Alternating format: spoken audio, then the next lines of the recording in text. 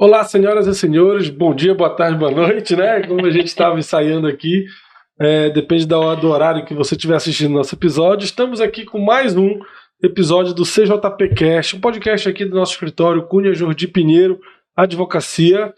Agora com uma novidade, né? Um novo companheiro de bancada.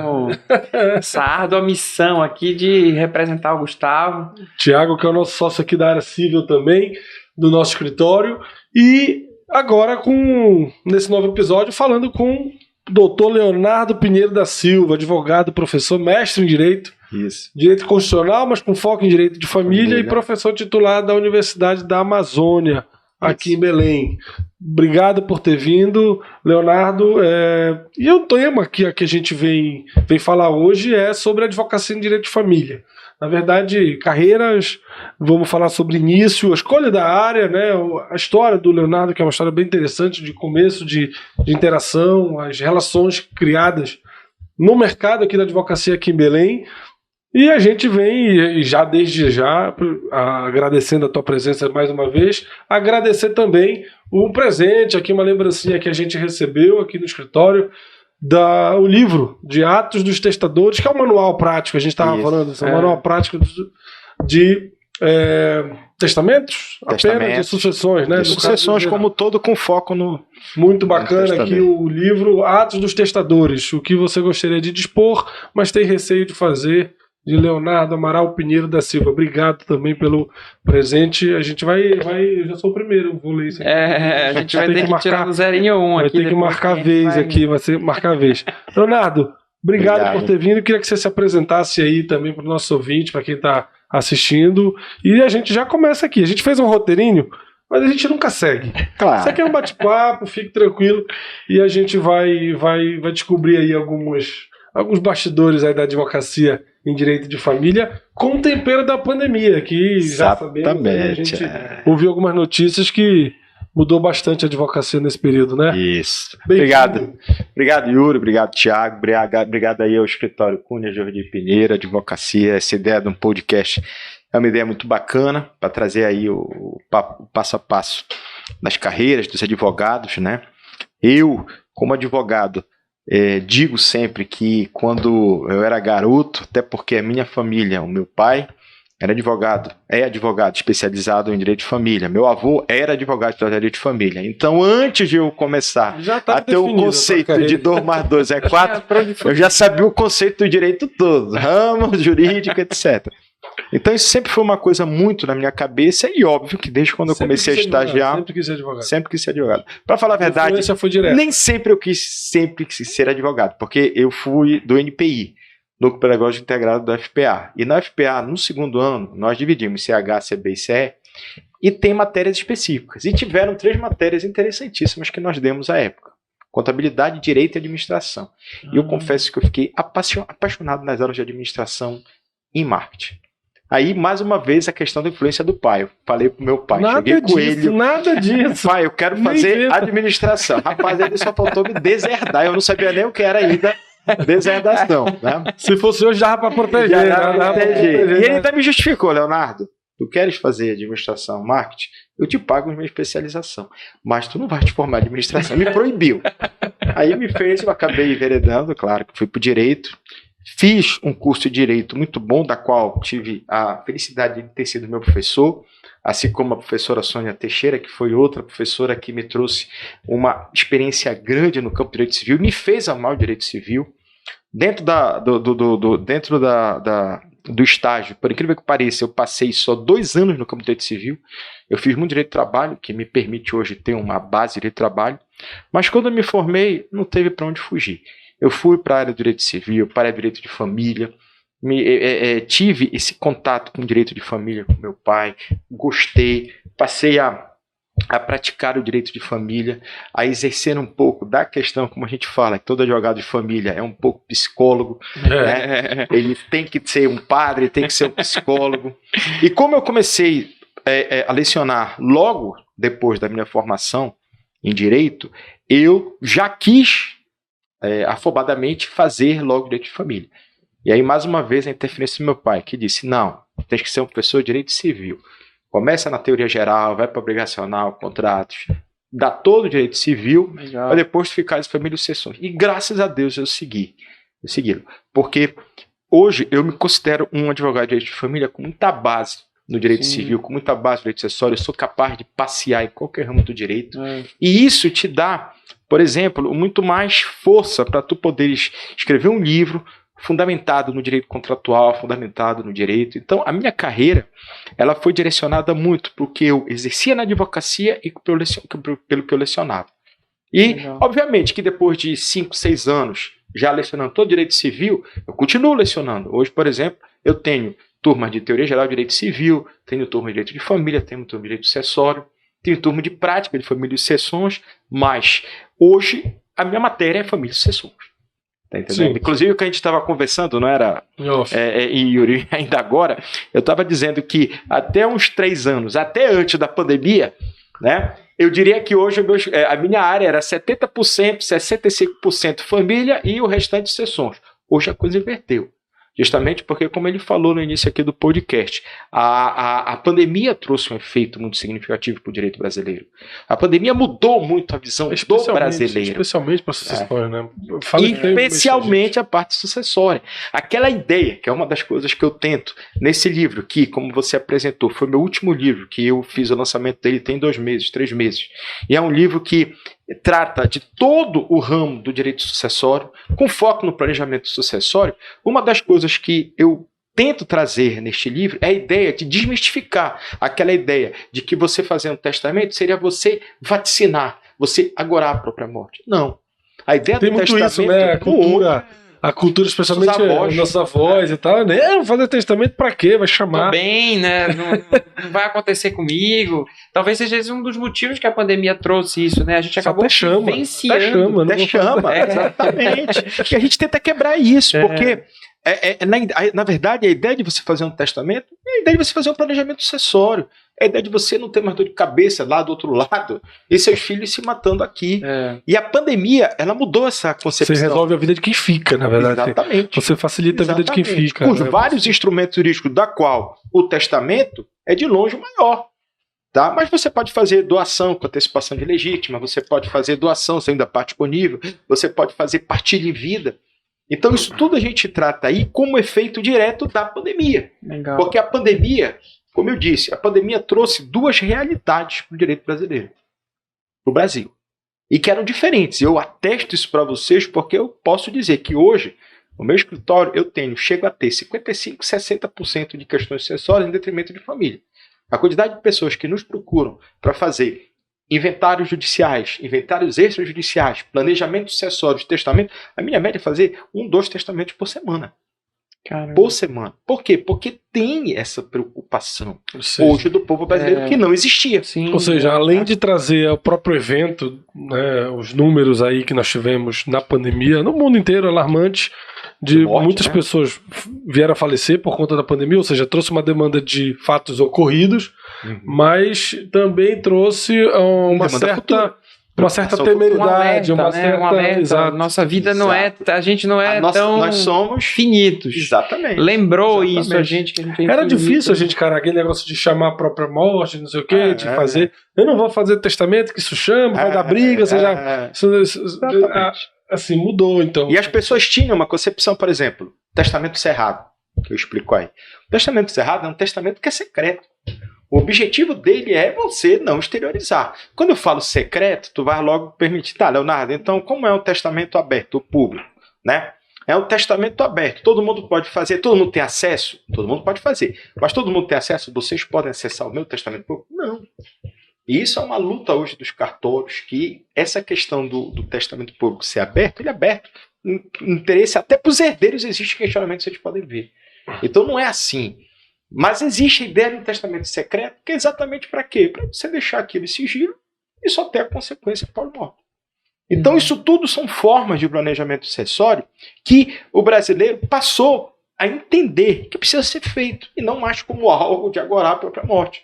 É como eu disse, quais foram os 2 efeitos que a pandemia trouxe? Primeiro, a quantidade de inventários que vieram, pela quantidade de pessoas que morreram. Então eu acho que foi algo inimaginável. Eu posso dizer isso para vocês porque dentro do escritório foram 2 anos que, graças a Deus, foram anos de problemas da pandemia, infelizmente várias mortes, mas que trouxe uma demanda muito grande de inventário. Imagina. Mas aí é a consequência do quê? Da morte em massa. Agora, a segunda consequência, que essa foi que eu falo que mudou, é a gente ser procurado muito por pessoas querendo fazer o planejamento sucessório. Ou seja, quebrou aquela resistência, sabe? de chamar a morte. Quebrou aquela resistência. Filho, olha, meu pai não quer fazer, mas vai contigo. Aí ele vinha comigo, eu conversava, ele saia direto para o cartório. Com toda orientação para fazer um testamento público, para marcar um testamento cerrado. Então mudou. Hoje, o brasileiro mudou muito. Porque eu sempre dizia cultura, nas minhas aulas... nossa, aqui nunca foi uma cultura. Nunca foi. E eu sempre dizia nas primeiras aulas de direito sucessório, quando eu entro no testamento, eu digo, olha, brasileiro tem 2 situações em relação ao testamento. Primeiro, ele não gosta de testar, que mudou da pandemia para cá. Ele passou a testar. E segundo, que é a pior, ele não gosta de cumprir com a disposição testamentária. Ele questiona, ele verifica, ele contesta. Não, aquele testamento não está justo. Aquele testamento, papai não estava doente. Não estava bem. Não estava no esgoto das funções. Então isso é uma realidade. E que para isso você tem que se precaver como? Fazendo os testamentos mais validados. Fazendo o testamento público com todos os requisitos, fazendo o cerrado com todos os requisitos. Com uma antecedência, talvez, até maior do que uma provável morte, né? Você não precisa pensar em testamento, só que você tem...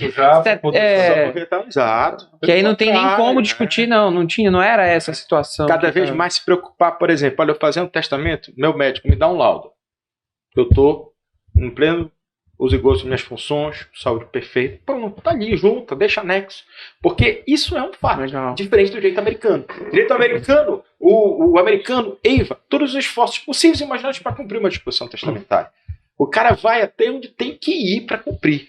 Existe... tive em filme, uma notícia, o cara vai, doa pro gato... E lá é muito mais simples, porque lá tu não precisa ter um procedimento judicial para cumprir o testamento. Aqui no Brasil, toda a sucessão que necessariamente tenha testamento, antes de você abrir o inventário, você tem que fazer um procedimento de abertura de testamento. Que, inclusive, né, antigamente, nós tínhamos a necessidade antigamente nós tínhamos a proibição de você fazer o inventário extrajudicial e todo o procedimento que houvesse testamento.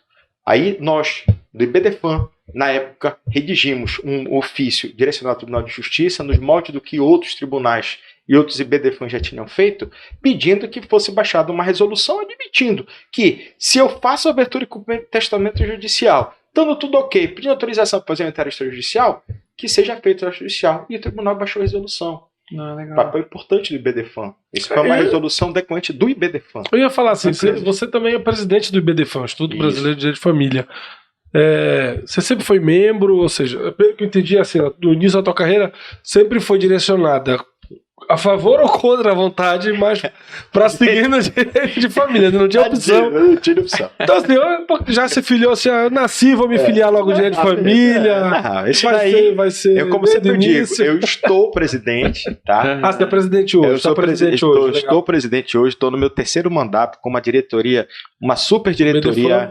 BDFAM Pará. Certo. Uma super diretoria aí, que é uma diretoria que hoje eu digo que são 95% da advocacia de família, sabe, uma diretoria bem eclética, em que nós nos damos muito bem, fazemos eventos, temos 2 eventos de direito de família num interregno de 15 dias, que é um pela OAB, que é pela Comissão de Direito de Família da OAB, na qual vou palestrar, e pelo IBDFAM na semana seguinte, 6º Congresso Paraense também. Então, nós somos uma diretoria hoje muito coesa.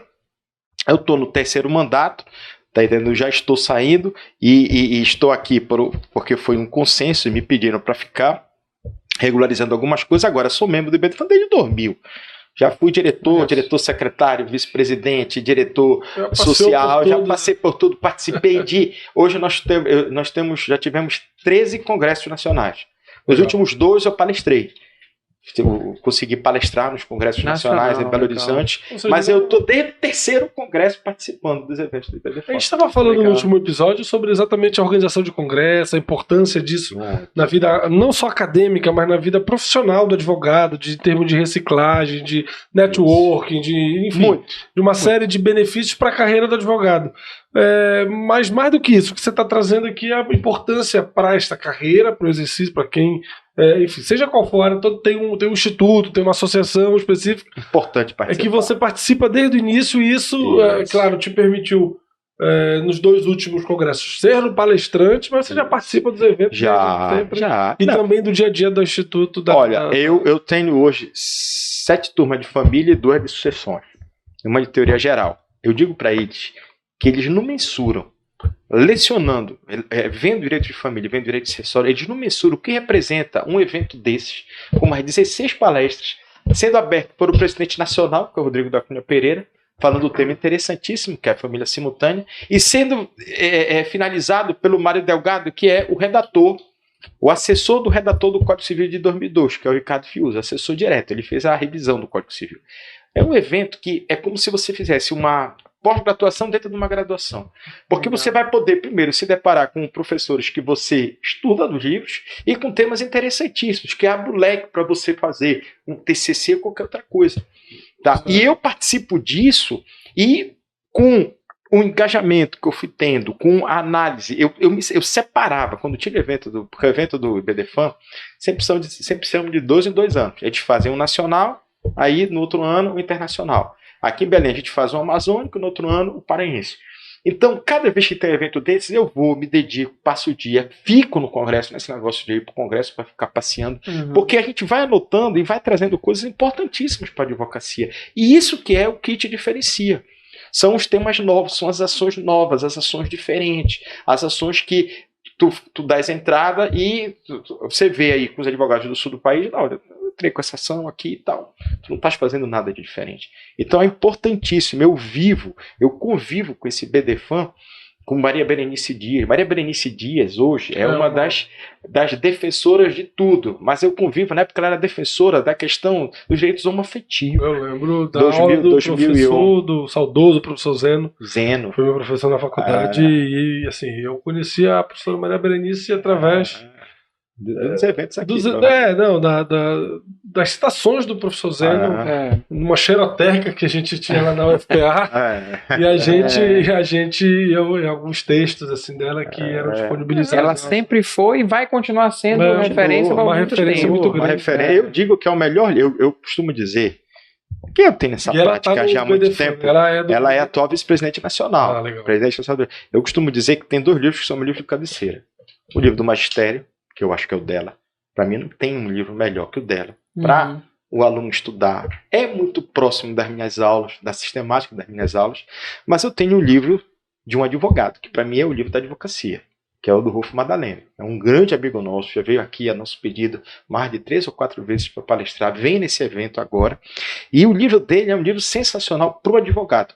Para o advogado ter uma atualização, eu tive uma causa, eu nunca me esqueço, só para vocês terem uma ideia, era uma questão assim, deixa eu sintetizar, era uma questão de uma indenização decorrente de uma empresa societária, que a parte me disse, olha, essa empresa explodiu durante o casamento, então, embora ela seja anterior ao casamento, ela não tem direito a nada, né? Aí eu peguei e fiquei, olha, eu acho que ela tem. Não sei. Aí quando eu chamei ela para conversar, ela veio comigo e disse, olha... Eu vi um exatamente. Aí quando ela veio comigo, ela já veio me pedindo a indenização daquela diferença. Não, olha, eu queria ter essa indenização. Aí, se tu fores para a lei, tecnicamente, a lei propriamente dita, teria uma saída que não comunicaria. Mas aí eu consultei o Rolf, liguei o Rolf, olha, eu tô com essa situação aqui, por esse dispositivo eu não comunico, o que tu me disse? Aí sabe qual é a resposta dele? Por isso que eu te falo que é importantíssimo esses contatos. Ele disse assim, tu já preparaste essa ação? Já foi homologado? Eu falei, não, por quê? Não, porque no meu próximo livro eu tô vindo com posicionamento contrário. Aí eu peguei, na hora liguei pro cara e disse, olha, me autorizem a conversar sobre indenização.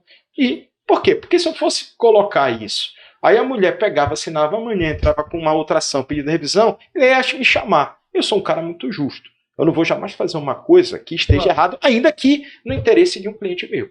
Então eu peguei, fiz, pedi autorização, acertei valores e ela saiu. Agora, essa questão que é bacana, porque era uma coisa que era diferente, era uma coisa que, por mais que eu tivesse meu entendimento, veio um posicionamento novo contrário, então tem que seguir a lógica. Então esses que são os sites bacanas dessas situações ligadas ao Congresso, são eventos que tu participas, que tu ficas conversando, batendo papo, entendeu? E que te permite te atualizar sempre. Hoje vem bem a calhar com o que a gente falou no último episódio de participar disso. Agora, além disso, tem a questão das associações, ou seja, o Budefan é uma associação bem reconhecida, de direito de família, discute não somente a questão material do direito, mas as inovações, as coisas... É amigos por muitos processos, né? Discute na questão da afetividade, questão da isonomia jurídica do cônjuge do companheiro, então... Ou seja, são esses institutos participativos te permite você estar dentro de um dos atores, participando ativamente de um dos atores que discutem a própria evolução do direito e tal. Mas como, assim, acho que como engrandecimento enfim, técnico, acadêmico, etc., acho que é incontestável. Mas diga assim, para advocacia, você vê que você acabou de dar um exemplo, claro que um caso prático, esses networkings, né? Exatamente. Esse conhecimento, essa troca, e essa confiança, porque antes de você ligar para ele, ligar para um cara que é a tua referência, que é o teu livro de cabeceira da advocacia, exato, você já se relacionou com ele, já conversou com ele, já teve, enfim, debates com ele, já participou de eventos juntos. Então, esse network ele é importante também para você buscar saídas que às vezes você não vê. Pro caso, e principalmente para te atualizar. Porque o direito de família, como eu sempre falo, o direito de família, o hoje é ontem. Eu sempre digo nas minhas aulas, eu tenho uma frase na minha dissertação de mestrado, que depois virou livro, que eu digo o seguinte: o direito de família evolui numa proporção geométrica, a aritmética da maioria dos outros ramos do direito. Quer dizer o quê? Que tudo que envolve a família evolui numa coisa muito maior. Hoje é ontem. Eu tenho um artigo que eu estou terminando, tá? E que eu vou mandar, e que eu já fiz uma live, que é um artigo interessantíssimo, que se chama A Evolução da Família na Teledramaturgia Brasileira, de Água Viva a Império. E que eu vou mostrar em 44 anos de novela brasileira a importância da novela falando da família. Trazendo desde a família do concubinato. Império foi do comendador, que foi a família simultânea. Passando pelo cadinho, que era a união poliafetiva, terminando com o comendador, que era a família simultânea. Vai ser importante, não é nem só para o pessoal do jurídico. Vale a pena ver de novo. Exatamente. Vai ser Vale a Pena ver de novo expresso aí. Aí tem questões como, por exemplo, união, coisas interessantíssimas, como o primeiro beijo gay do cinema. Da novela brasileira, que foi a América, o Bruno Galhaço. Aí tem coisas que ninguém sabe. Por exemplo, a gravação do primeiro beijo foram 10 sessões de gravação. Foram 10 beijos que o Bruno Galhaço deu. Tá? E acabou no final escurecendo na hora do beijo, porque ainda não estava preparado. Aí depois que veio... foi ensaiado, eu lembro que isso foi ensaiado muito assim. Ensaiado que eu digo, mostrar isso na tela, no horário nobre, foi uma coisa muito ensaiada. Ia desistir. No roteiro desistir. Até que tudo era anunciado e aí avaliava-se a repercussão daquele anúncio e aí eles tomavam uma decisão. Cara, que legal, bacana. E isso é bacana, por quê? Porque ela te permite. Aí esse artigo eu estou terminando, porque eu quero vir com fundamento fático e fundamento jurídico. Então por isso que ele está demorando um pouquinho. Tem que assistir todas as novelas também. Tem que assistir todas as novelas. Eu assisti todas, eu sou noveleiro. Né? Eu falo que eu queria que o meu curso de direito fosse direito de família e cinema. E cinema e novela. Porque, rapaz, eu sou capaz de dar um curso de direito de família no cinema. Legal. Por exemplo, 5 filmes que são obrigatórios no meu curso. Tá? Eu não posso entrar em guarda sem falar em Kramer vs. Kramer. Kramer vs. Kramer. Que é um filmaço da década de 70 que até hoje é atualizado. Essas são umas dicas interessantes. Muito bom. Vale 5 filmes, vamos lá. 5 filmes. Kramer vs. Kramer. Sensacional. Eu vou até anotar porque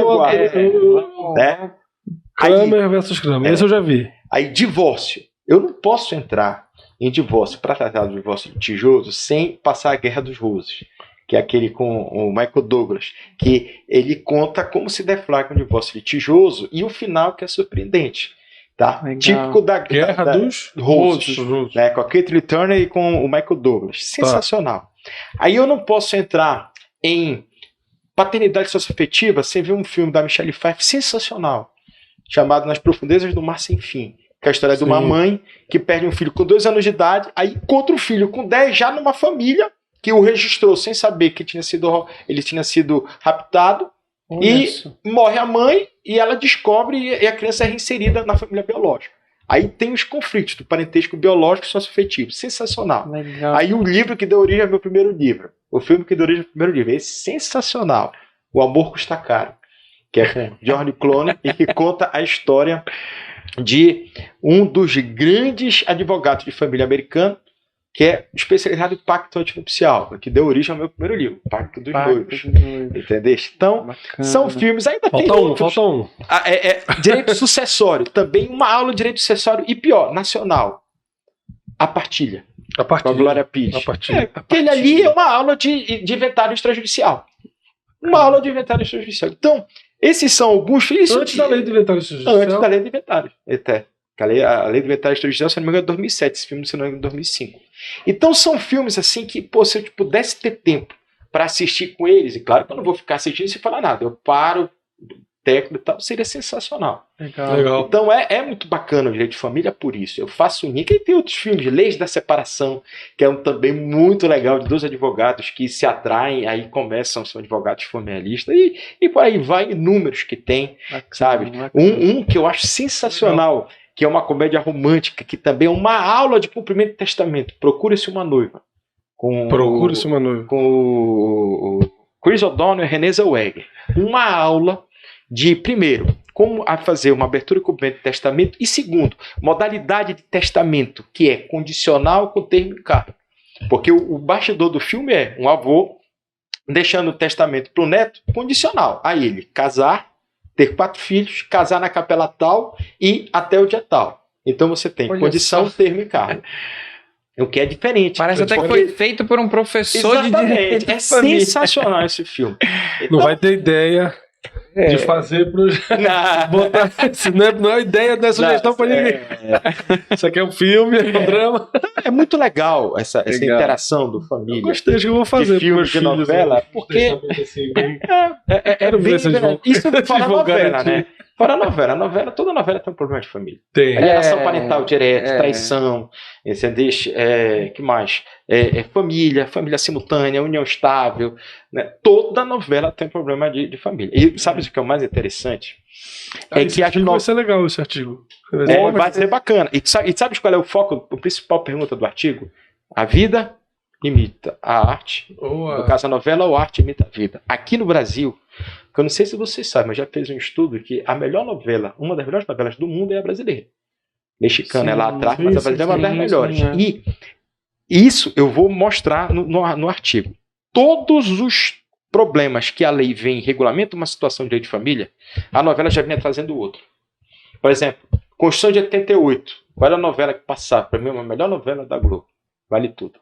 Mal Vale Tudo trazia o reconhecimento de uma união estável no texto legal, e na novela já tinha a situação da irmã do Marco Aurélio, que tinha uma união afetiva com a outra. Aí como é que ficava?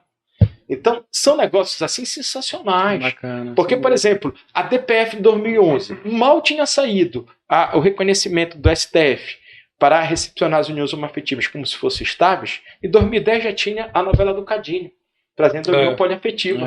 Uma poligamia consentida entre um homem e 3 mulheres que viviam naquela relação. Então, realmente, as temáticas trazidas de novela, elas vêm provocar o direito de família.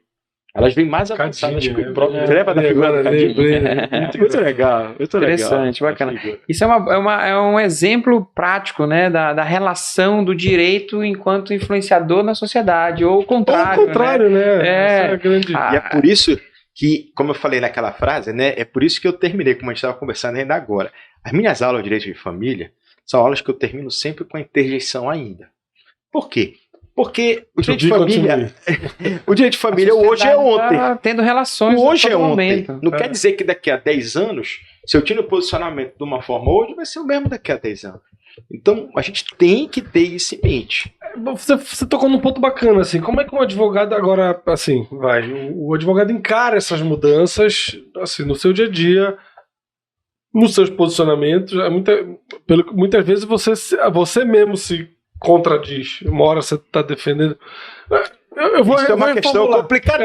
Vou tentar reformular aqui. Entendeu? É porque, às vezes, assim, você tem conflitos ali que muitas vezes são muito bem identificados numa relação. Então, Você acha que a alta especialização, para quem vai trabalhar direito de família, existe uma diferença de tratamento, de perfil e de atuação quando você, de repente, advoga para o homem ou para a mulher? Ou agora nem tem mais muito isso, porque você tem uma terceira relação que é homofativa, que foi reconhecida, e você pode também... Enfim, atuar e vão gerar conflitos ali que a lei hoje e a jurisprudência já permitem. Como é que é a atuação do advogado nesse posicionamento? Assim, ou não tem... Antes de responder a tua pergunta, eu vou colocar uma situação que também é uma situação muito complexa, principalmente para o advogado que é professor. Qual é? Eu acho que o advogado e o cara que é professor e que é um cara que estuda, que se prepara, que escreve, ele tem que ter o posicionamento conjunto. Então, eu sempre deixo isso claro. Posicionamento conjunto. Magistério e advocacia. Tá. Eu jamais, por exemplo, vou fazer a defesa de uma coisa que eu leciono e passo meu posicionamento contra se eu não mudei de entendimento. Então, por exemplo, um posicionamento meu particular que eu tenho. Eu não consigo conciliar de uma maneira saudável dano moral no direito de família. Independentemente de que seja. Abandono afetivo, alienação parental... traição. Alienação parental, talvez eu abra uma exceção.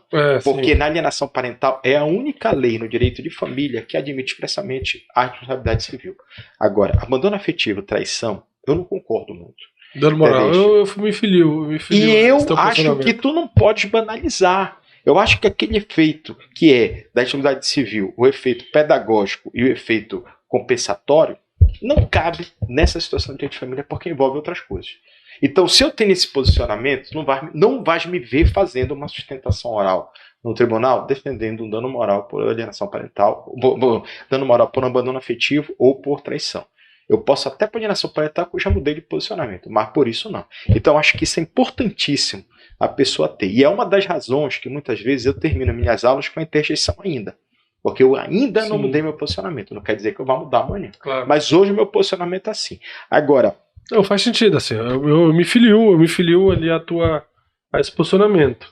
Entendeu? Eu concordo, assim, em termos do dano moral, é muito complexo para você dizer... Para você banalizar e responsabilizar. O material vem, ok, o material você consegue aferir ali, o cara, enfim, fez a pessoa fazer o investimento assim, acolá.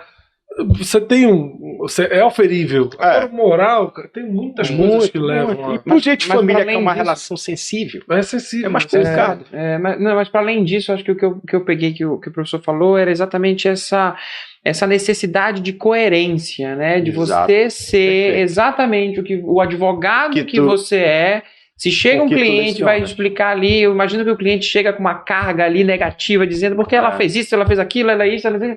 E aí você consegue ponderar, filtrar aquilo ali e dizer, não, olha, tá ok, tudo bem, mas aqui a gente consegue atuar nesse ponto, isso daqui não não é possível a gente atuar nessa situação, nesse sentido aqui, porque eu não entendo isso como possível, como... É bacana ter esse alinhamento entre o que ensina na faculdade, apesar de que lá tu deve ter a obrigação, talvez, de ensinar também que existe um outro lado, existe uma jurisprudência minoritária.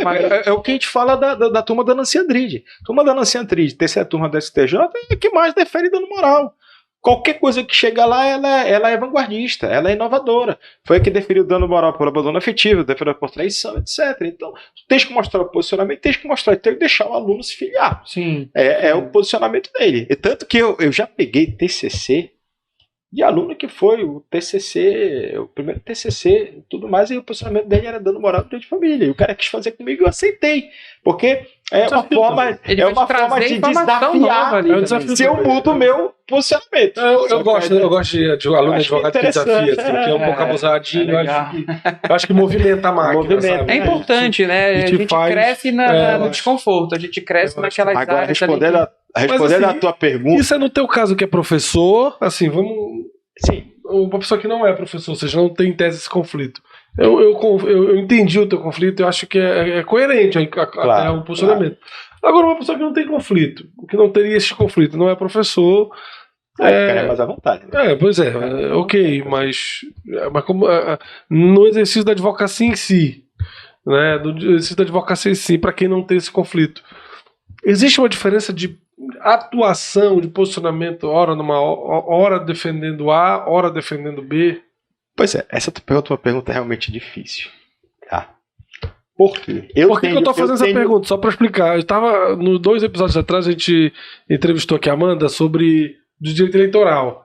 Então, no direito eleitoral, como a dinâmica do direito eleitoral ela impõe, muitas vezes na mesma sessão, ela até falou isso aqui na mesa, assim, na mesma sessão você está defendendo o seu candidato por uma acusação de um outro candidato de alguma irregularidade eleitoral, e você está acusando o cara, muitas vezes você está negando e defendendo, claro, você está acusando e defendendo sobre o mesmo fato, a depender do candidato que está posicionado. É como se o candidato A acusasse o cliente dela sobre uma propaganda irregular e ela defendendo aqui que aquilo ali não era aquilo que estava sendo dito como irregularidade na lei, e ela na sessão seguinte ou no processo seguinte pautado está acusando o cara da mesma coisa e agora ela está na posição de acusador. Então esse conflito muitas vezes confunde o julgador, e no eleitoral, na dinâmica eleitoral, isso passa ileso, porque isso vai acontecer, isso acontece naqueles 45 de campanha. Paciência. No direito de família existe isso, advogado de mulher, advogado de exatamente, homem, a tua pergunta é uma pergunta interessantíssima. Porque nas redes sociais, desculpa, mais uma nas redes sociais tem muita gente que está se posicionando, tem muitos advogados que acabam se classificando como tal. Sim. Um posicionamento, uma estratégia. Sim. E isso tá tudo bem, acho que é legal o cara se desafiar nesse sentido. Mas na atuação propriamente dita, tu acha que existe essa alcunha quando você se identifica para um para outro? Existe. Tá. Bom, vamos lá. Primeiro, uma das coisas, eu advogo tanto para homem como para mulher, tenho clientes, obviamente, homens e mulheres no escritório, tá entendendo? Da mesma forma como o que eu defendo eu defendo no outro. O meu posicionamento que eu tenho é um posicionamento pacífico. Aliás, isso é uma das coisas que eu, às vezes, levanto muito em defesa do direito de família, é a atuação com a situação do venire contra facto próprio. Tá? De eu vir certas coisas, que é um posicionamento aqui e um posicionamento contrário lá na frente. A vedação é um comportamento contraditório com base na boa-fé. Então, isso é só uma das pessoas que mais sustenta esse tipo de vedação. E eu encontro muitos processos assim. Em relação propriamente à atuação, eu posso atuar das 2 formas. Mas a gente, hoje, no campo do direito de família, que é uma coisa mais, como é que eu vou te dizer, mais sensível, embora eu tenha muitos advogados, muitas clientes, mulheres, etc., mas a tendência é muitas vezes a questão do sexo prevalecer. A gente vive uma questão hoje de gênero, a gente vive uma questão aí que tem grande repercussão hoje, essas questões de violência de gênero, etc. Então, eu confesso, eu não tenho problema de confessar, eu já recebi. Muitas vezes, gente, olha, doutor, eu não vou ficar com o senhor, eu vou ficar com o advogado fulano de tal. Perfeito. Porque tu sente que, às vezes, é preciso ter uma conexão, aquela afinidade, essa conexão. As pessoas às vezes acham isso é mais uma opção do próprio cliente, né, de se abrir, o cliente se abrir. Isso, ele se sente mais à vontade de falar com o homem. Exatamente. Embora, como eu diga, eu tenho hoje 25 anos de advocacia, 26 anos de magistério. Eu tenho uma atuação nesse campo de experiência muito grande de escutar, de receber. Como eu falo sempre, todo advogado de família acaba sendo um pouco psicólogo, acaba sendo um pouco padre, irmão, sabe? Aquilo fica com a gente e a gente sabe recepcionar. O meu pai era um craque nisso. Eu digo que eu sou muito mais objetivo que ele. Meu pai era um cara que advogou assim, muito tempo nessa área de família só. Ele tinha bons advogados de família também. Mas ele pegou uma herança que era do meu avô. Porque meu avô faleceu no auge da advocacia. Então ele tinha muitos clientes. E ele acabou vindo a ter muitos clientes. E ele tinha esse feeling de receber, de ouvir. E ele sempre falou para mim que ele me achava muito objetivo. Que eu precisava escutar mais, muito direto ao ponto. E eu, com o tempo, fui aprendendo a ter cancha para isso, entendeu? Mas é uma situação complicada. Entendeu? A gente sente isso no dia a dia. E eu acho que isso daí é um ponto interessantíssimo, sobretudo para quem vai começar a advogar, para quem está pensando nessa área, porque às vezes são situações que a gente não capta dentro de uma sala de aula. A carga mental, digamos assim, que um advogado que vai estar ali para tentar mediar um conflito ele tem que ter um pouco de psicólogo, mas ao mesmo tempo ele tem que ter uma força também. O psicólogo, com certeza, ele aprende lá na psicologia que... Eu tenho uma loucura para fazer psicologia. Porque tu estás envolvido nessa ciência, né? Mas o psicólogo, ele está preparado para ouvir o problema do cliente dele e absorver aquilo ali de uma maneira... e não internalizar aquilo ali. Porque às vezes o que a gente percebe, até alguns advogados brigando com o advogado da outra parte, porque assumiu para ele aquele problema. E aí talvez isso eu acho que era um ponto interessante a gente falar também, como é que a gente lida um advogado novo, como é que filtra isso, como é que ele se protege se deixa influenciar pelos... Porque é uma das poucas, assim, não poucas não, mas é uma das causas que você tem uma carga emocional muito grande em todo o processo. Muito grande. E a faísca ali pra sair Ainda mais quando tu pegas advogado, porque assim, como eu sempre disse, né, quando tu tá estudando direito, né, tu tá no primeiro de direito, aí já chega uma prima, um sobrinho, quanto tempo pegar de passão? Já acho que tu é desembargador. Então tem essa situação logo que é ligada à família. E é muito natural você pegar advogados advogando para familiares. E isso é muito complicado. Por quê? Porque quando tu advogas, tu tens que ser imparcial. E quando tu pegas um advogado de família, um advogado que é da família, etc., quebra tudo isso. É difícil de lidar. Tá entendendo? É uma situação complicada, entendeu? Você precisa de frieza. Muito de frieza. Às vezes tu tem que ter jogo de cintura com o próprio advogado, entendeu? Para evitar problemas que podem gerar problemas para ti, podem gerar... Eu tenho 22 anos de advocacia, tá entendendo? Eu tive um problema. Se eu contar para vocês vão rir. Eu tive um problema com um advogado que ele reclamou porque eu me habilitei no dia que tiraram o sigilo de um processo. Tá? Que não era uma ação que precisava de sigilo. Eu estava acompanhando, monitorando, aí o juiz determinou que o sigilo, mesmo o juiz determinou nessa hora, eu peguei e me habilitei no processo. E ele entrou com um pedido, né? Não foi nem pedido no AB nem nada, que eu achava que ele ia ser problemático ele pedir isso, né? Mas ele entrou e me esculhambou, me brigou na petição, alegando que eu estava tendo acesso àquilo. Aí quer dizer, o cara tá me criticando por eu ser dirigente. Eu tava acompanhando aquela ação, sair, etc. Tá entendendo? Aí eu peguei, peticionei, pedi para retirarem as expressões que ele se dirigiu a mim, perguntei ao juiz, etc., e sentença foi tirada. Então, a gente tem uma situação assim que isso é falta de maturidade, isso é falta de, sabe, de questão assim. Não tem a certa frieza, você de fato incorpora o sentimento que tá em jogo entre as partes. E o advogado tem que saber diferenciar. Eu já falei isso. Isso é um desafio não só na advocacia de família. Isso é uma advocacia como um todo. Mas no direito de família, como tem essa proximidade, eu acho que isso pior. Tá tudo os nervos estão aflorados. Durante esse tipo de litígio. Tá tudo mas é uma coisa muito engraçada. Eu tenho vários processos de família aí. Advogados, amigos, colegas, advogados da diretoria, rapaz, que a gente se mata numa audiência. A gente sai tudo bem, tudo mal, reunião depois, daqui a pouco, tá beleza, tudo normal. Faz parte, separar isso. E convencer a parte de saber que isso faz parte. Isso é outra coisa complicada também, porque tem parte que tu és amigo dela. Eu te juro por Deus, eu já perdi cliente por achar que eu era amigo da advogada tal que ela não gostava. Sabe? Aí eu fui conversando, aí hoje eu devia ter te procurado. Falou, claro que deves ter procurado. Estás questionando que eu, pelo fato de conhecer, ser amigo de uma pessoa que frequenta, que faz parte da minha diretoria, eu vou mudar o meu posicionamento em relação a ti? Claro que não, me desculpa. Falha tua, não me conheceste. Sabe? Porque a gente tem essa... Eu vi um caso assim voltando àquele assunto de você tentar controlar as partes e controlar os ânimos do processo, assim, um escritório, eu vi isso num podcast qualquer, outro podcast jurídico de um advogado, se não me engano, no Paraná, que atende exclusivamente direito de família também, e posicionado para mulheres, assim. Então, geralmente, o que eles fizeram? Eles eles ampliaram o escritório, investiram, ampliaram o escritório com uma brinquedoteca, uma pedagoga, fazendo parte da estrutura do escritório, e para poder atender, geralmente, as mães que iam majoritariamente no escritório dele, são mães que já estavam separadas com a guarda do filho, essa era a persona do cliente dele. E ele sentiu a necessidade de expandir o escritório para criar, em vez de estações de trabalho para os advogados estagiários, uma brinquedoteca com uma pedagoga para as crianças ficarem à vontade e as mulheres também à vontade para falarem aquilo que querem falar, que não gostariam de falar, de repente, sobre pais.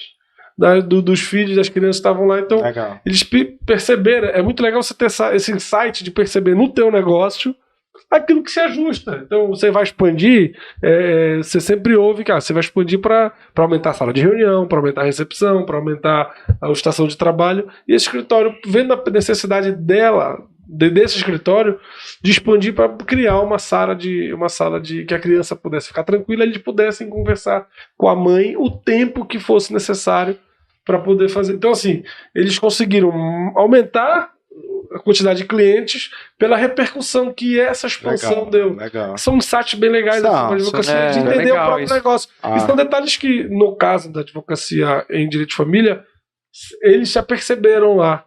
Foi bem legal esse exemplo que você falou, porque eles se identificaram como advogados, com aquela persona de cliente, né, de mulheres que iam geralmente... Isso também, para além de um cuidado com a causa em si, né, a possibilidade da mãe poder tratar isso de uma maneira mais tranquila e tudo, eu vejo até que isso passa uma imagem de um escritório que talvez seja mais humano. Exato. Então a pessoa já olha para ele dizendo... A experiência do cliente, nesse caso, do consumidor. Eu quero um advogado assim, porque ele vai cuidar de mim, mas não é aquela briga, ele não é um advogado que vai querer sempre ir para a briga, não, vai tentar achar realmente uma solução. Isso ajuda em todos os sentidos. Bem bacana não conhecia esse caso. Agora, no direito de família tem muitos casos assim, como você falou, hoje é ontem. Né? Então, assim, uma coisa que virou agora muito, assim, exatamente por causa desse efeito de hoje é ontem, tem muita gente, o direito de família ele deu um passo à frente para atingir os namoros. Então hoje nós temos contrato de namoro. Eu fico imaginando assim, na época enfim, né, de juventude, se a gente tivesse preocupado na hora de namorar, de pedir Esse é meu segundo livro, sabias? É teu segundo livro? Bacana. Primeiro livro de namoro qualificado do Brasil. Nossa. Olha, deu muito problema em namoros, esse ponto assim. Não, pelo contrário, eu fiz pelo menos 4 escrituras públicas de namoro durante a pandemia. Não, mas a necessidade de vir a criar essa pandemia. A pessoa tava, eu não posso ficar com meus pais porque eu não quero expor eles, etc. Eu tô com a minha namorada, eu vou com ela, mas eu quero um contrato de namoro. Entendeu? Eu fiz um modelo que eu tinha com o Zeno, todo blindado, inclusive com até a possibilidade de que, se esse namoro evoluir para uma união estável, quiser seja aplicada a separação absoluta de bens, e fiz 4. O problema maior é exatamente a configuração da união estável em fase de namoro. É isso que se quer. Problema, porque é como eu falo, por exemplo, a principal questão, contrato de namoro, você tem contrato de união estável e tem união estável. Você tem um contrato de namoro e tem um namoro qualificado. Tá? Quando não tem nada configurado, assim, que eu digo, formalizado, aí o que acontece? Eu digo que é uma coisa, você diz que é outra. E o grande problema qual é? Porque se você pegar os conceitos da união estável, que são 4, né? União seja pública, contínua, duradoura e comodidade familiar, 3 são do namoro. Por quê? Porque quem namora hoje, não namora como eu namorava há 20 anos. De quinta a sexta-feira. Quem namora hoje, já começa a namorar hoje e tal, já tô dormindo. Então, se tu queres namorar efetivamente como evento social, então o namoro já começa no 12. Tá? Agora, para ser namoro tem que ser público. Tem que ser público. Porque se não é público, tu não tens um namoro, tens uma ficada, uma saída. No livro eu trago o conceito do que é ficar e sair. Olha que bacana. Não, mas hoje está até mais assim. Antigamente não tinha redes sociais, hoje em dia o status de relacionamento nas redes sociais já configura uma manifestação. Um check nesse. Aí tu tem lá. Se tu quiseres namorar sério, tu tens um namoro que é público. Aí, quem namora, não namora com prazo determinado. Então ele é um namoro que é contínuo. E quem namora, não namora também para ser de 2 a 2 anos. Tem que ser duradouro. Qual é o único diferencial que faz dos dois? A questão da entidade familiar. Que é um nicho, uma linha tênue. E quem nunca conversou sobre isso na época do namoro, né? Já quando a gente for, quando nossos filhos vão ser assim, é um diálogo comum que também pode, assim, talvez levar a confundir um dos dois. Certo. Mas é uma linha tênue. E esse é o maior problema. Por quê? Porque quem começou... de contrato de namoro. Exatamente. Agora, presta atenção. Tem gente que não aceita. Ia ter uns 30 laudos, eu acho, se tivesse. Não aceita esse tipo de Eles acham que isso é contrato impossível, entendeu? E que não tem eficácia. Tem eficácia. Eu tenho um artigo do IBDFAN que eu falo disso. O judiciário não aceita. O judiciário o contrato de namoro, o judiciário é meio contra. E é isso. E qual é a eficácia jurídica do contrato de namoro? É uma eficácia jurídica de efeito negativo. Afastar a caracterização do estável. Mas tem uma eficácia jurídica. Tá? Então, o grande problema que a gente enfrenta... Parece claro, a manifestação de vontade. Isso devia ser apoiado pelo judiciário porque facilita a vida dele. Exatamente. E não é. Não é. Aí veio a história do namoro qualificado. Porque, como eu disse, existem duas formas de você ver união estável. Ou você vive, ou você formaliza. Namoro é a mesma coisa. Ou você vive, ou você formaliza. Tá? Então, o grande problema que a gente enfrentou, e isso foi o Zeno sempre, a primeira parte dele, 2012, eu me lembro bem, ele falando sobre namoro qualificado. Aí eu fui testemunho, em 2014, um evento nacional, que ele foi, aí brincaram, veio o Zeno com esse papo de namoro qualificado. Aí em 2015 saiu a decisão da STJ, reconhecendo numa situação não ter havido união estável e determinando ter havido namoro qualificado. E, rapaz, eu vi a retratação no evento seguinte do cara, olha, vem aqui me retratar porque não tinha um evento nacional. Eu gozei do Zeno e saí a decisão de 2015, Zeno, tu és o cara. Porque ele inventou, praticamente. Mas o que é, na prática, materialmente, essa diferença do namoro qualificado para união estável? Ou seja, quais são as... Não, o namoro, a única diferença é que é uma linha tênue que tem e que passou a ser matéria de defesa em eventual reconhecimento de ação de união estável, é a ausência da instituição de família. É a ausência de você encarar aquele relacionamento como se fosse uma família. Entendeu? Eu vou te dar um exemplo prático, que foi um caso interessantíssimo que aconteceu comigo. Porque isso tudo vai depender de prova. Sim, aí tu vais ter as provas dos autos da existência de uma família ou não. Prova testemunhal é a prostituta das provas, porque tu podes pegar e induzir que tem e que não tem. Não, e outra, agora um amigo do namorado A contra o amigo do namorado. As expectativas são compartilhadas entre eles aqui. Um tá jurando que é A, outro tá jurando que é B. Assim, não é nem uma questão de... Aí onde está as maiores provas? Só presumindo boa fé aqui, inclusive. Deixa prova documental. Então, prova documental, aí tu tens que ver. Aí a doutrina sugere várias, né? Ser dependente em conta corrente, vários PIX semanais, ser dependente em plano de saúde, seguro, etc. Olha, eu tive uma situação que foi muito engraçada. Mas ainda assim, porque eu sempre fui contra Spotify, tá? Aí a minha esposa pegou, quando eu era casado com ela, e disse assim, não, é um absurdo, eu tenho uma história muito interessante, porque nesse livro aqui eu tenho um codicilo. O que é o codicilo? É um deixa testamentário envolvendo coisas de pequeno valor ou a forma de você ser legado. Qual é uma das coisas que você coloca em codicilo? Por exemplo, ser cremado. Sabe qual é meu codicilo? Meu codicilo é uma playlist que tem que tocar no dia do meu velório, chamado The Best of the Kush. As melhores do The Kush. Tá? Que são mais de 100 músicas da década de 80, só rock progressivo, que durante todo o meu velório tem que tocar. Todos os meus alunos sabem. Tem uma playlist no Spotify. Se não forem seguir no Spotify, tá lá, The Best of the Kush. Então é a minha última vontade. Eu quero que toque, eu não quero ver ninguém chorando no meu velório, entendeu? Então, olha o que acontecia. Toda aula de sucessões que eu entrava em codicilo, eu chegava e gravava o CD e dava. Aí beleza. Aí ela, tua mulher sempre pega, absurdo, tu não tens Spotify, não sei o que, beleza. Aí um dia eu fui, levei um CD, aí o que aconteceu? Era uma aula de pós-graduação, tinha um cara que era bambambam Spotify, ele pegou o CD, transformou no Spotify e criou o Spotify do Best of the Kush. E me trouxe atrás, então, professor, siga. E pôs dele, rapaz, eu fui levar isso pra mostrar pra minha atual esposa. E mostrei pra ela e tal, rapaz, ela só faltou me expulsar de casa. Eu sempre te falei pra ter Spotify, olha o que aconteceu. Olha o que aconteceu. Esse cara fez pra ti, é um absurdo tu não teres isso e tá. Vai fazer Spotify agora. Aí ela fez o Spotify. Quando ela fez o Spotify, e chegou no meu e-mail a mensagem: 6 cotas de membro de uma mesma família que moram sob o mesmo teto. Quer prova maior do união estável? O Spotify. Entendeu? Spotify virou prova maior de união estável. fiz prova contra mim mesmo. Mas eu já estava vivendo união estável com ela. E o Spotify verifica isso, porque eu já tentei dividir com outras pessoas e a gente precisou alterar o CEP que estava do cadastro. Olha lá, aí.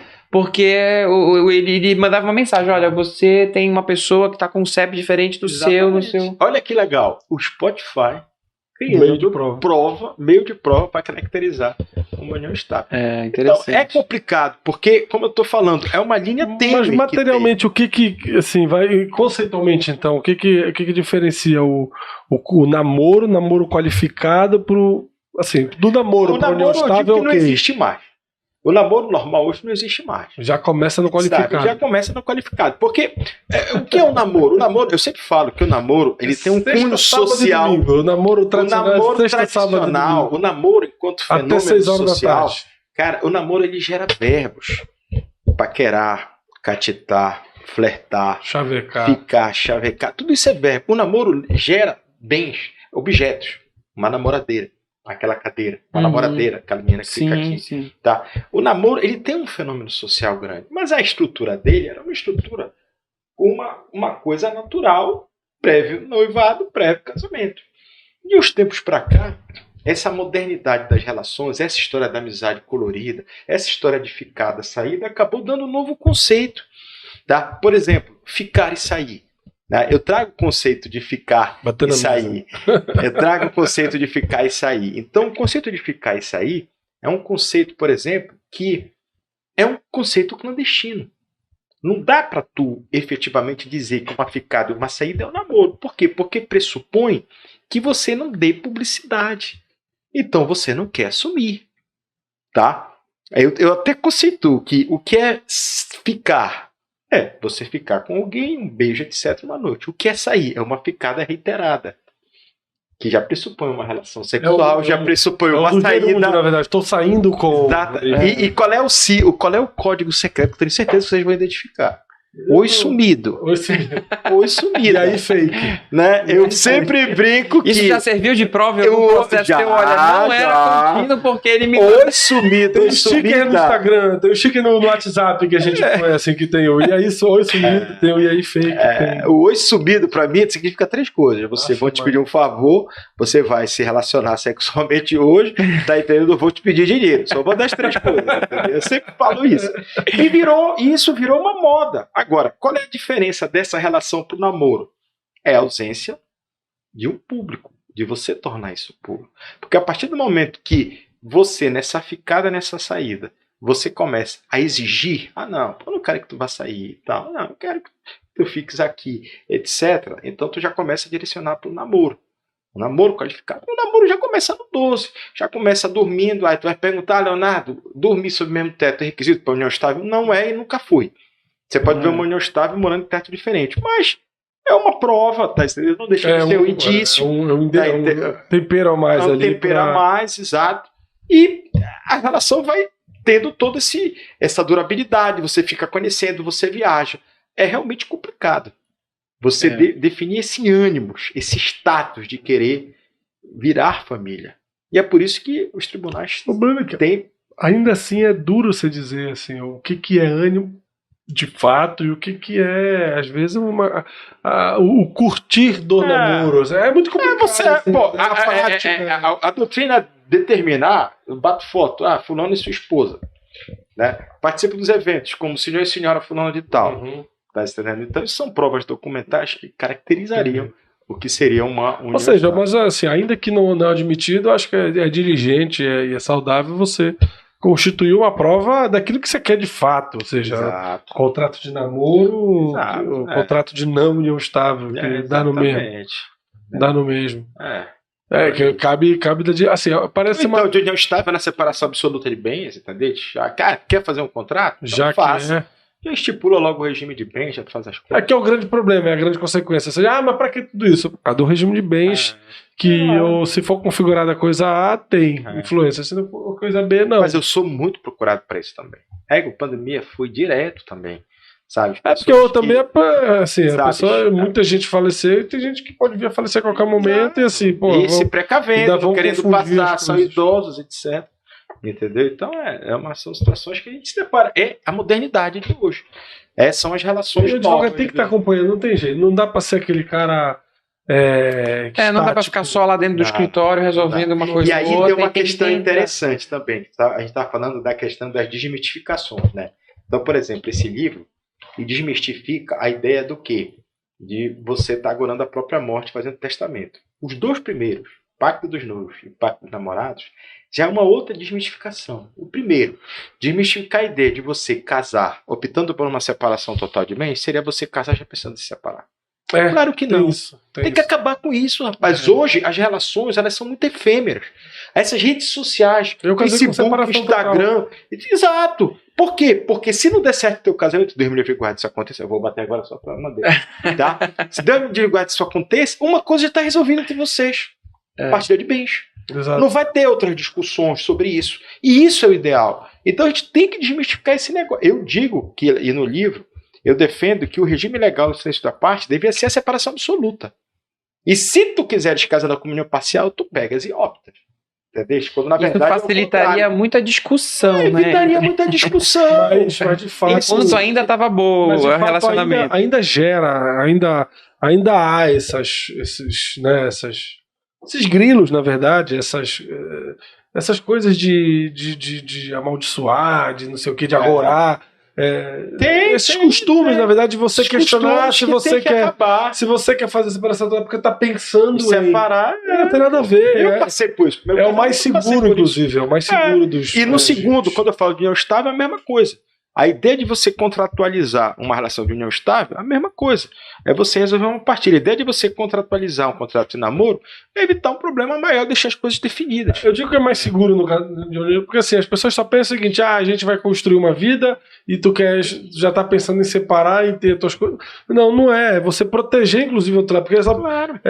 Até porque estatisticamente as coisas dão mais errado do que certo. Sim. Entendeu? Sim. Aí a quantidade de ações de tribunal. E é onde a gente precisa mais do direito é quando dá errado. E para proteger. E é preventivo. Exato.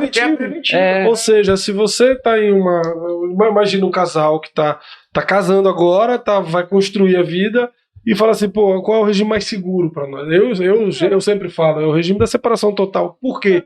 Porque se der tudo certo, vocês estão tão bem, tá tudo certo, tá tudo lindo. E nada impede tu comprar o patrimônio conjunto. Compre conjunto. Compra o nome dos dois. Pronto, acabou.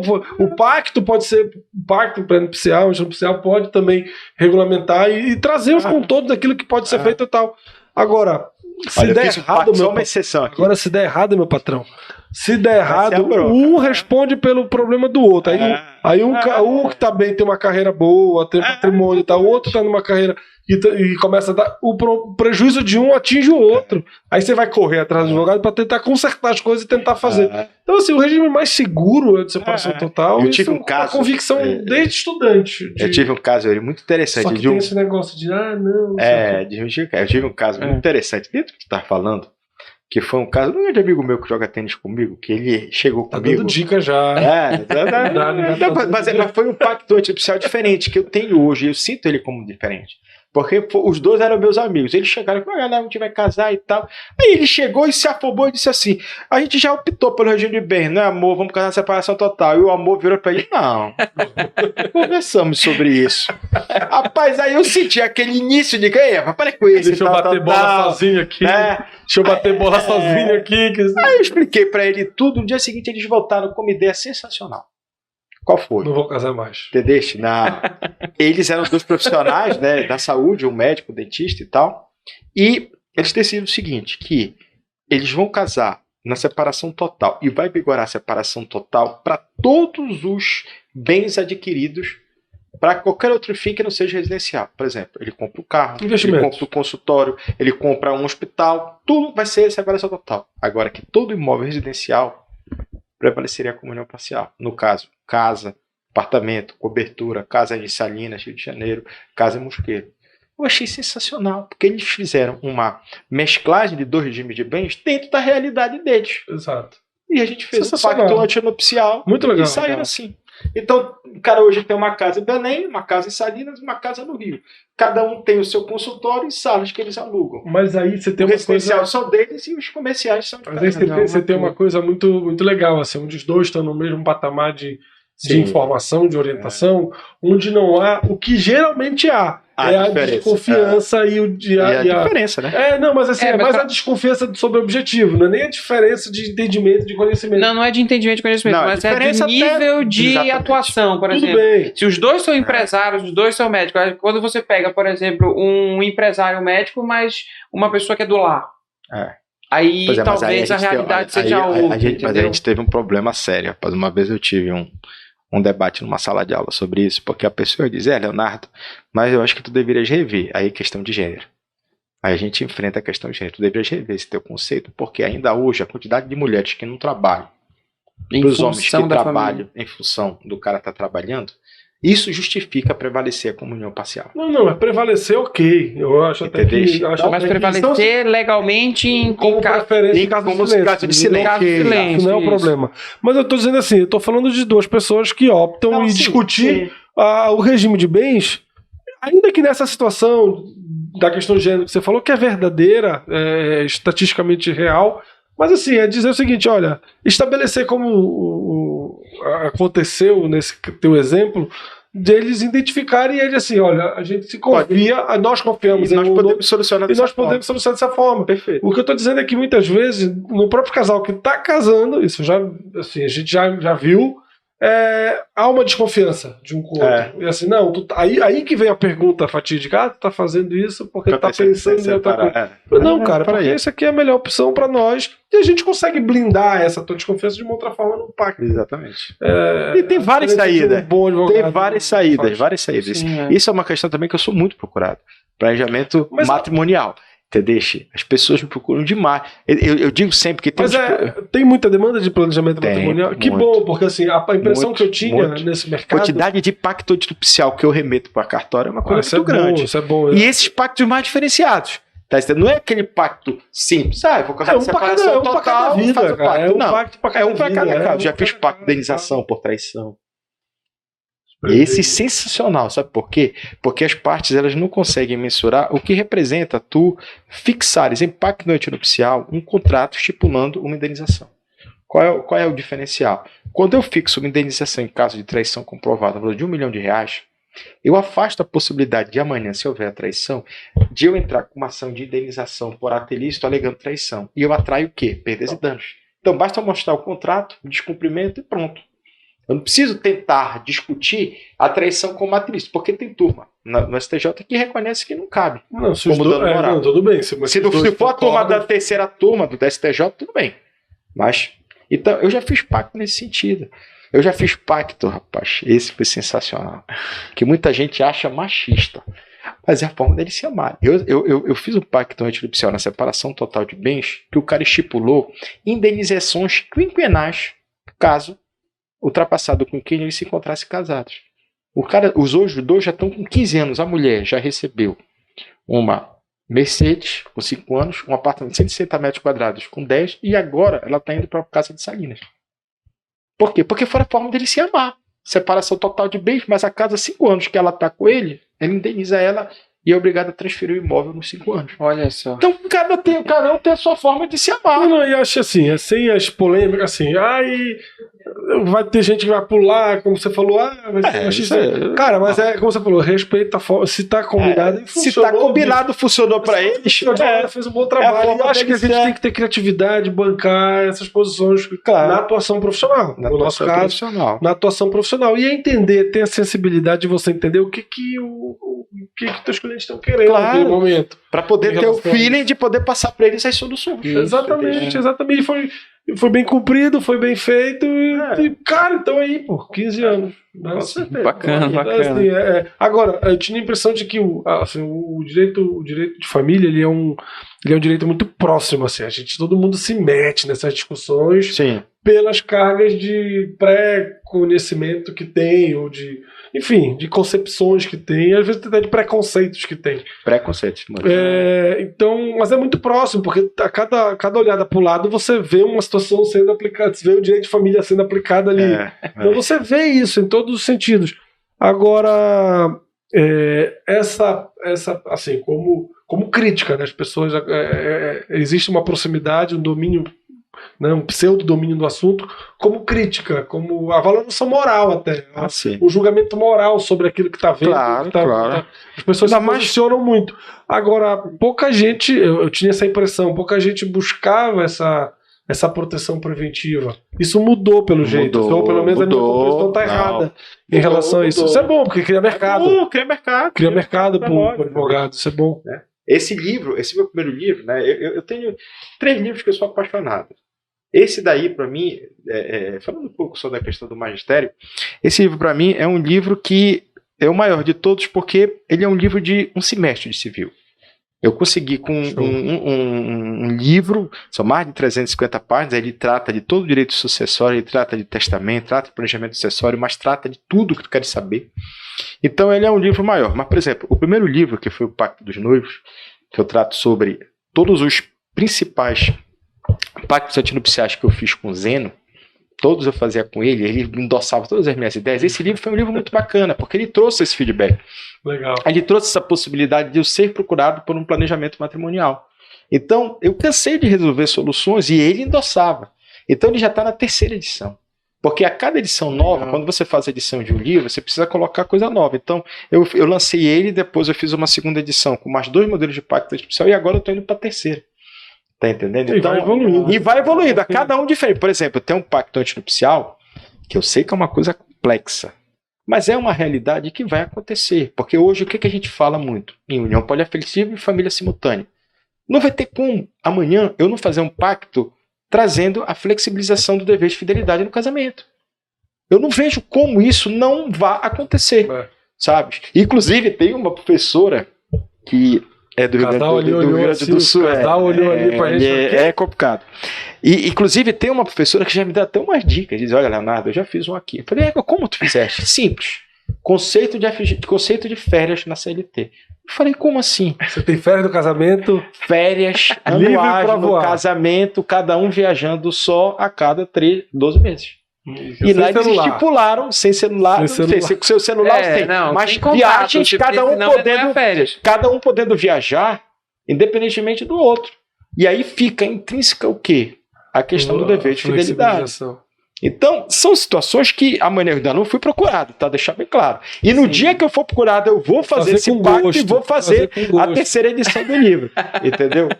Então, são coisas que vão ser naturais, porque a gente vê hoje a família simultânea. Também, né? Família simultânea é uma realidade. O IBDFAN é o principal influenciador disso. Embora o STF, o STJ ainda sejam recalcitrantes em deferir, mas a gente tem uma situação dessa. É aquela questão da gota caindo na pedra, vai furar. E na verdade não é que o IBDFAN influencia, ele está reconhecendo, ele está percebendo isso. E está trazendo isso para o direito, né? Está tentando como defensor da família, ele é defensor de toda a família. Porque querendo ou não, são questões complexas. Porque a gente tem aí, se isso se operar, vai ser negar vigência ao artigo do concubinato, né? Não vai deixar de existir o concubinato. Aí como é que vai ficar? Então isso aí eu acho que é o próximo podcast para a gente vir trazer toda a origem, desde como era na década antiga até hoje. Essa matéria é uma matéria complexa. A matéria é complexa e também ela é muito cheia de questões de valores assim, morais e tal. Sim. Alguns conservadores, outros liberais, mas assim... Existe uma questão grave. Existe, muito. Primeiro porque é uma realidade no Brasil. Isso é uma verdade. Tá mudando, uma realidade marginalizada do Brasil aí, que muitas pessoas vivem assim. Se consentidas ou não, mas é uma realidade do Brasil. Agora, como encarar, né? Tem que ver. O Brasil, ele está estruturado para isso. A regra no Brasil sempre foi a poligamia ou monogamia. Poligamia é crime. Ainda é crime. Por quê? Porque pessoa que é casada e se casa é considerada crime. Óbvio que a gente está falando de uma poligamia, instituto de crime, bigamia, instituto de crime, do campo de direito penal de pessoas casadas que se casam. Agora, se a pessoa casada que vive uma outra relação, aí você não tem o crime de bigamia, mas tem um concubinato. E como é que vai ficar esses conceitos de bigamia, de concubinato, tá? Com o avanço disso? Então são questões que merecem uma reflexão, merecem um estudo maior para ver como, se fosse admitir isso no campo das cortes superiores. Mas acho que o civil, nessa questão, o direito civil ele é mais vanguardista, né? Ele sai na frente de reconhecer, e aí o crime vem depois, assim, a área criminal vem a reboque. Aconteceu com o próprio crime de adultério, né? Que deixou de ser, porque... Exato, assim, pelo menos a percepção que tem é que é mais fácil passar isso pelo civil, pelo reconhecimento dos tribunais, para depois vir a reboque do... deixar de ser crime, é verdade. Legal, bacana. Cara, tem muito tema, assim. É muito apaixonante mesmo essas discussões, porque é assim, tu olha... realidade, né? A sociedade é uma relação, a sociedade e direito. De todo mundo é muito próximo isso, é muito palatável, de fato. Leonardo, gostei muito. Eu queria, assim, antes de terminar, antes da gente partir pro final, mas perguntar pra ti, assim, do cara que assistiu o podcast, deve estar assim, deve ter elogiado e xingado a gente aqui de acordo com os valores morais de quem tá assistindo, certo? Porque são coisas novas, mas o direito de família vai lidar com isso. Qual é a dica que tu dá, assim, pra quem está pensando em advogar, para quem já enfrentou uma questão de direito de família e de repente se sente perdido, ou quer de repente se especializar, enveredar, para ter sucesso nessa advocacia, para se dar bem, para ter um cara, enfim, para ter clientes. São várias perguntas numa só, você viu, né? Mas assim, um cara alegações que está finais. O que tá eu acho o seguinte: primeiro, estudo sempre é necessário. Se tivesse que dar uma dica, eu sou apaixonado pelo que eu faço. Eu sou um cara que eu não tenho vontade de fazer concurso público, eu não tenho vontade de largar o escritório, eu não tenho vontade de ser assessor. Já fui convidado para ser assessor de desembargador para ganhar R$15 mil, R$16 mil e declinei. Por que isso? Porque eu sou apaixonado pelo que faço. Eu amo advogar e amo lecionar. É óbvio que eu gostaria de advogar e lecionar, não precisando trabalhar o que eu trabalho, porque eu sou um cavalo para trabalhar. Eu trabalho de 8 da manhã até 10 da noite, então eu acho que eu ainda estou com fôlego para isso, mas a tendência é eu fazer um planejamento sucessório de eu diminuir. Então o ideal era eu fazer isso e poder ter uma remuneração maior. Como isso não é cabível hoje, eu tenho que trabalhar tudo isso. Mas eu não reclamo do que eu faço, eu amo o que eu faço, eu acho que eu recebo bem pelo que eu faço. Agora, se tivesse que dar uma dica advogue e lecione. Por quê? Porque uma coisa complementa a outra. Toda a atualização que eu tenho na advocacia advém do magistério, de eu precisar estudar, de eu sempre estar me atualizando, de agora eu estar enveredando para essa questão de escrever, que é uma das coisas que o Zeno mais me incentivou. Escreve, faz teu livro. Eu tenho hoje 5 livros publicados. Eu faço uma média de 2 artigos por semestre para revistas nacionais. Eu tenho artigo na Consulex, eu tenho revista na revista dos tribunais, tenho artigo na revista do IBDFAN, tenho artigo na revista da Associação dos Advogados de São Paulo, aliás, um artigo inédito, de um tema inédito do direito sucessório, que foi muito elogiado. Então, eu acho que o fato de tu lecionares traz esse feedback de atualização. E o fato de tu te obriga a estudar. E o fato de tu advogares traz a prática que permite teres uma aula que te elogie. Pô, esse cara é prático, esse cara faz uma analogia com o cinema, uma analogia com o nome. Então, a primeira dica que eu daria, além do estudo, se você puder advogar e lecionar, faça. Porque é um caminho natural de vir clientes, é um caminho natural de te dar visibilidade. Eu acho que isso é um network muito grande, porque naturalmente o advogado ele recebe os clientes oriundos dos alunos, dos parentes dos alunos, etc. E depois escreva. A forma de escrever é a forma de você exteriorizar o teu estudo. Porque uma coisa é você estudar, se preparar e colocar numa petição, vai servir para a tua advocacia. Agora, quando você escreve, quando você publica um livro, você está se atualizando e está influenciando os outros a fazer a mesma coisa. Então, eu não sou frustrado jamais com o que eu optei. Eu amo o direito de família, eu amo hoje muito mais o direito sucessório, porque eu estou muito empolgado com esse livro. Esse livro é um livro diferente, é um livro que é um manual prático, você aí estuda, tá? Já me convidaram para ver a possibilidade de ele virar um livro de leitura optativa nas faculdades, por ser um livro todo de um semestre. É diferente dos primeiros, que eu trato casamento, pacto antinupcial, união estável, contrato de namoro, e a dissertação de mestrado, que é sobre isonomia jurídica do homem e da mulher. Esse não. Então hoje eu estou enveredado muito para esse lado, eu gosto muito disso, e é um segredo para mim do sucesso. É você se dedicar, você estudar, você podendo fazer logo uma especialização. Eu digo sempre para os meus orientandos, para os meus alunos, está no 8º, 9º semestre, já deve ter TCC, entra numa especialização, pega uma especialização dessas online, direito de família, eu estou fazendo uma especialização em planejamento sucessório, sabe? Eu tenho mestrado e eu me sinto a necessidade de fazer uma especialização, faça isso. Por quê? Porque tu já sais com aquela cancha de, tanto graduado, já ter uma especialização. Respira, advoga, dali a 1, 2 anos, mete a cara no mestrado e vai entrando para dar aula. Campo tem para todos, tá? Lecionar, se tu és bom, se tu és preparado, tu consegues.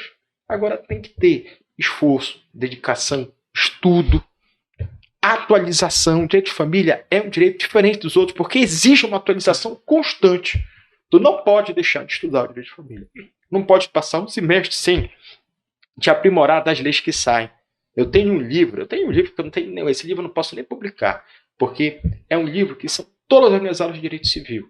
São mais de 200 páginas, desde lei de introdução às normas do direito brasileiro até o direito sucessório. Só que a aula é tipo esquema, onde eu trago um conceito, eu traço explicações, eu explico os artigos. Mas eu não posso publicar porque não é um livro propriamente dito e também ele é mais ou menos um esquema dela. Mas a parte de família e sucessões, todo semestre eu mexo. Porque todo semestre sai uma lei, sai um posicionamento, entendimento que eu tenho que mexer. E isso é importante. E eu pego aí, dou Ctrl+C, Ctrl+V, passo os alunos como material de aula. Isso é importante. Legal. Você sempre está estudando, se preparando, escrevendo, fazendo o plano de aula. Tem professor que vai para a sala de aula, não liga nem o computador, não liga nem o negócio. Vai lá, leva um código dele e lê, etc. Eu não. Sabe, se eu gosto de trazer o material, eu gosto de colocar o material disponível, eu mando o material desde o início do semestre para o aluno. E é isso que faz o diferencial. Legal. Eu acho que advogar tem campo para todo mundo. Direito sucessório, então, rapaz, eu falo nas minhas aulas de sucessões, eu não entendo por que os advogados não gostam de fazer inventário. E eles mandam inventários judiciais, litigiosos, longos, grandes para mim, que um dia acabam, mas eu não sei por que eles não gostam. Porque, principalmente agora, recentemente, vindo da pandemia, a quantidade de inventário que tem espaço para todo mundo. Agora você tem que saber o trâmite, tem que saber como é que é fazer a CEFA, fazer o procedimento na CEFA, fazer a escritura pública, fazer a petição inicial. Tudo é estudo, tudo é dedicação. Campo tem para todos. Legal. Boa, show de bola. Cara, eu acho que assim, a gente sempre termina assim, a gente fala assim, entregou tudo. Cara, mas esse tema é tão instigante que amanhã já não vai ter entregado tudo hoje, né? Então, assim, mas foi muito, muito legal, o tema... É vibrante de certa forma, porque a gente se enxerga. Vocês são advogados novos e que, assim, até vai um elogio. Eu, assim, acho que não estou contando nenhuma novidade muito para vocês, porque vocês são advogados, são estudiosos. Eu tenho certeza que tu já me mostraste posicionamento pessoal do meu livro, entendeste? Em relação ao teu casamento. Então, eu acho que vocês estão assim, entendendo. Se quiserem ser concorrentes de família, está aberto aí. Porque conhecimento, engajamento, vocês têm aí, tem noção de tudo perfeito. E eu queria mais uma vez... Não tem concorrência porque tem muito, né? Eu queria agradecer aí a presença de vocês, Yuri, Thiago. Um abraço para o Gustavo, que não pôde aí participar. E fica todo comemorando o estado de casamento. Tá justificado a saída dele, né? Eu falei para ele que eu estava dando uma aula de direito de sucessões, rapaz, aí veio. Senão ele já se ele não fosse hoje, amanhã já era um case aqui para nós. E chuva. Eu fiquei preso, fiquei com medo da paz. Tá no horário, liguei para ele, tô terminando, veio para cá e consegui chegar. E agradecer por vocês por esse espaço, né? Me coloco sempre à disposição para o que vocês precisarem, seja como advogado, professor, seja em relação a IBDFAM, fazer uma divulgação de IBDFAM e tal. A gente está sempre à disposição. Tá bom? É bacana. Acho que a nossa ideia mesmo nesse podcast, a gente fazer enfim, o compartilhamento dessas informações, desses cases, dessas lições. Acho que hoje a gente cumpriu bem essa etapa aqui. Te agradeço por ter vindo. Agradecer ao Gustavo pelo convite que te fez. Ele sugeriu, teu nome falou, não, vamos fazer. Te agradeço. E assim, pessoal, quem gostou, quem curtiu esse papo, se inscreve no canal, comenta, sugere temas novos, sugere participantes aqui pra gente bater um papo. Críticas, sugestões sempre são bem-vindas. E principal, se inscreve no canal, compartilha com os amigos, se identificou com algum tema, manda aí para quem vocês quiserem, ajuda a gente a divulgar aí esse bate-papo que está sendo bem legal fazer e com certeza está sendo bem legal para quem tem vindo trazer essas informações também, assim, com temas muito bacanas, muito novos, muito quentes nesse momento. Legal. E para a gente está sendo muito legal. Obrigado por ter vindo, Leonardo, valeu a parceria. E é isso, pessoal. Até o próximo episódio do CJPcast. Obrigado, valeu.